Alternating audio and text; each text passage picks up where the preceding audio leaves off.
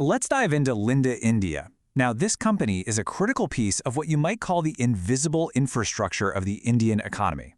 But what's really fascinating here is the story bubbling just beneath the surface, a classic conflict between incredible growth and some really complicated governance issues. And that's the paradox we're going to unpack today. So here it is in a nutshell. On one hand, you have this company riding some of the biggest capital expenditure tailwinds you can imagine. That's the growth story, and it's a powerful one.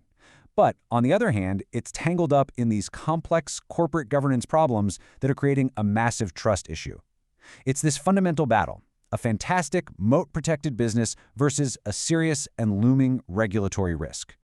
And you know, the company's operational strength was really put to the ultimate test back in May of 2021. During the second COVID wave, Linde India basically turned its entire logistics network on a dime to handle the national medical oxygen crisis.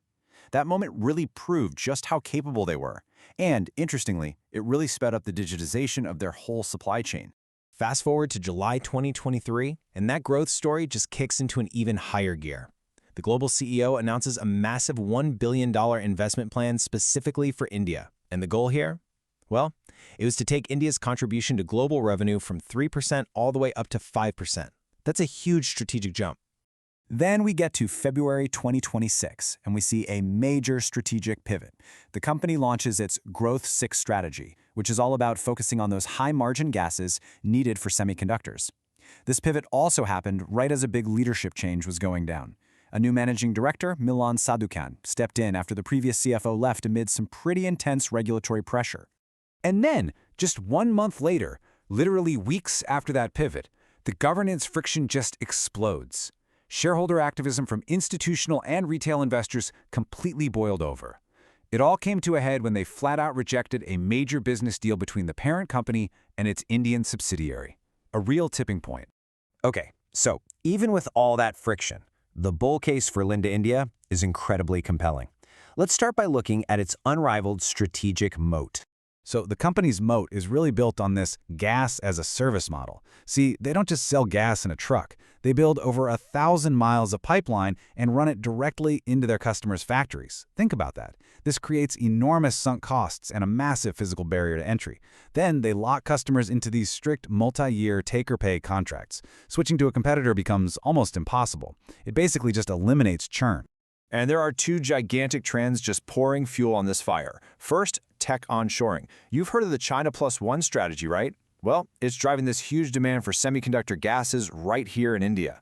Second, you have industrial ESG goals. Major clients like Tata Steel and SAIL need Linde for things like carbon capture and green hydrogen. And the foundation for all this ambitious growth is zero debt balance sheet, just rock solid. But that brings us right back to the other side of this paradox. So let's flip the coin and deconstruct the bear case, which is almost entirely about this corporate governance clash. The root of the problem is right here in the corporate structure. You have the global parent Linde plc. It owns the publicly traded company Linde India, but it also owns a private 100% subsidiary called Praxair India. The entire conflict is about how business deals, what are known as related party transactions or RPTs, are split between them. This whole setup has attracted really heavy scrutiny from India's regulators, CBI, and the SAT, creating this major regulatory cloud hanging over the stock. And that deep distrust? It came to a spectacular head on March 5, 2026. A proposed deal with Praxair, worth over 417 crores, was shot down by a stunning 89% of shareholders. I mean, think about that.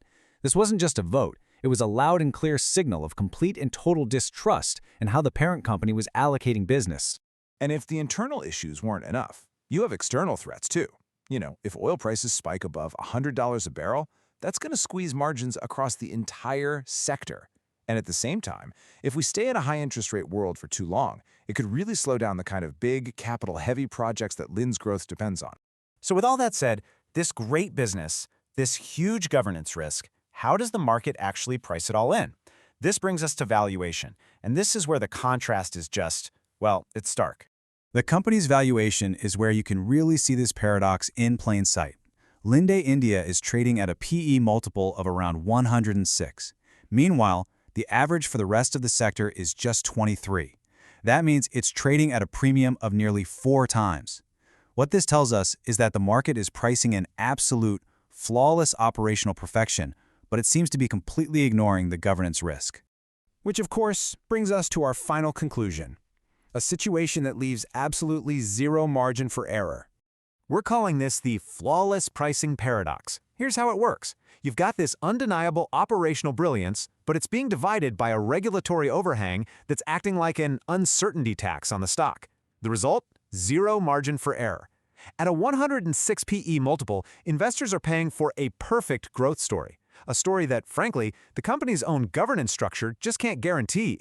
And that leaves us with the critical question, how long can this level of operational genius continue to outweigh such a significant corporate risk?